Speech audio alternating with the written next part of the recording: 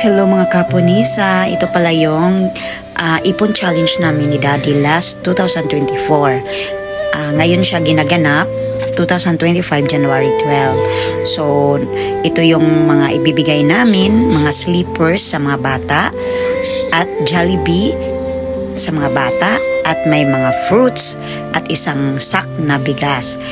Nagpapasalamat din ako sa aking pamangkin na si Chad Chua na siya po yung nag-organize ng feeding program na ito. At also sa kanyang friend na si RR at saka si Ace at sa aking family na si Mama, si Nang Anan, si Manoy Badik, si Manoy Homer at saka si Dexter, ang partner ng aking pamangkin. Maraming salamat sa inyong pag-support sa kaligayahan ng inyong auntie. Kaya ayan, namimigay na ng sleepers ang aking pamangkin. Mayroon na silang mga sizes dyan, bawat bata. Yung sleeper na yan ay naka-fix na sa size sa kanilang mga paa.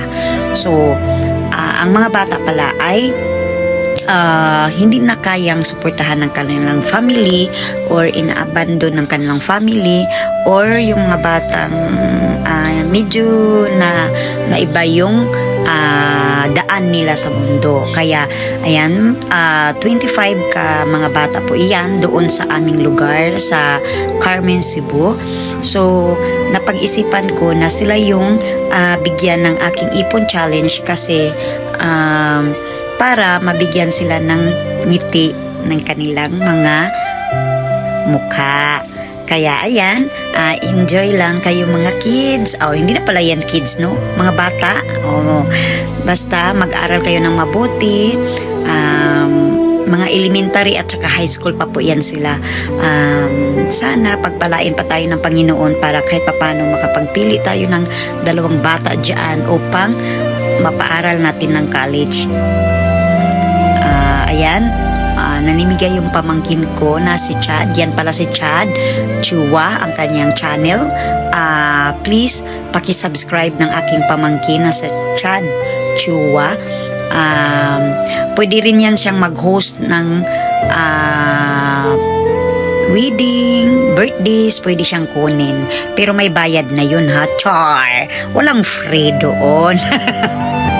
Baka mapaglitan tayo ni Chad. Kaya ayan po yung pamangkin kong maganda, Diyosa, mabait. Ayan, siya yung nag-distribute ng mga sleepers kasi siya naman ang nakakaalam. Dapat siya lang talaga mag-distribute.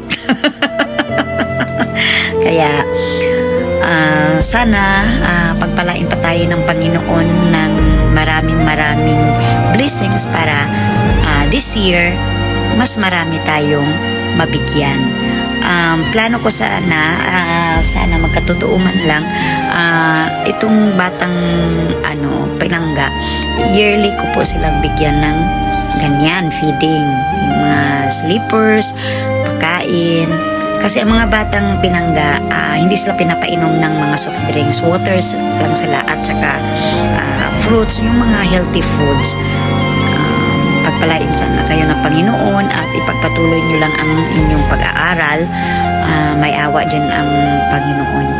Kaya ayan, nandun yung mama ko, nagchika-chika. Sino naman yung kachika ng mama ko? Chikadura talaga tong mama ko. Andun chika pa more. Samantalang yung pamangking ko, very busy. Kaya enjoy watching lang kayo mga kapunisa. Please share and follow my Facebook page. Pero mga kapunisa, hindi ko po ito ginagawa ang feeding ko para magkaroon ako ng maraming followers or something dyan. Pero kung pagpalain naman na dadami ang followers ko at saka dadami ang views ko, mas lalo tayong pagpapalain ng Panginoon, mas maraming tayong mabigyan ng biyaya. Yung mga kapatid ko nagbigay ng mga pagkain. Kaya thank you for watching.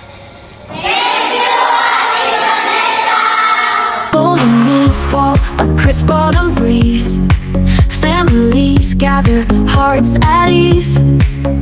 A table set with bounty and grace. Thanksgiving Day, a time to embrace. For harvest gathered, for blessings untold. For laughter shared, stories of old.